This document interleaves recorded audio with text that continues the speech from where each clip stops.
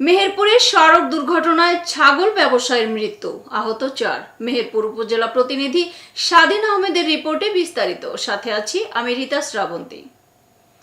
মেহেরপুরে ছাগল বিক্রি করে বাড়ি ফেরার পথে সড়ক দুর্ঘটনায় নজিম উদ্দিন নামে এক ব্যবসায়ী নিহত হয়েছেন। এ ঘটনায় আহত হয়েছেন আরও 4 জন ছাগল ব্যবসায়ী।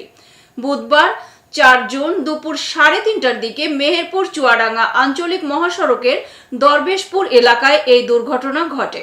নিহত নজিম উদ্দিন চুয়াডাঙ্গার আলমডাঙ্গা উপজেলার ডম্বলপুর গ্রামের বাসিন্দা। স্থানীয়রা জানান, একটি যাত্রীবাহী বাসকে ওভারটেক করতে গিয়ে সামনে থাকা ড্রাম ট্রাক দেখে নিয়ন্ত্রণ হারায় ইঞ্জিন চালিত আলগামনটি। এতে সেটি উল্টে গেলে ঘটনাস্থলেই নজিম উদ্দিন নিহত হন। আহতদের উদ্ধার করে মেহেরপুর জেনারেল হাসপাতালে ভর্তি করা হয়েছে।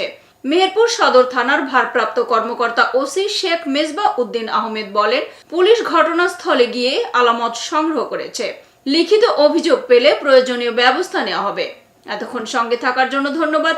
i1 টিভি নিয়মিত আপডেট পেতে ভিজিট করুন আমাদের ওয়েবসাইট, ফেসবুক, ইনস্টাগ্রাম ও ইউটিউব চ্যানেলে।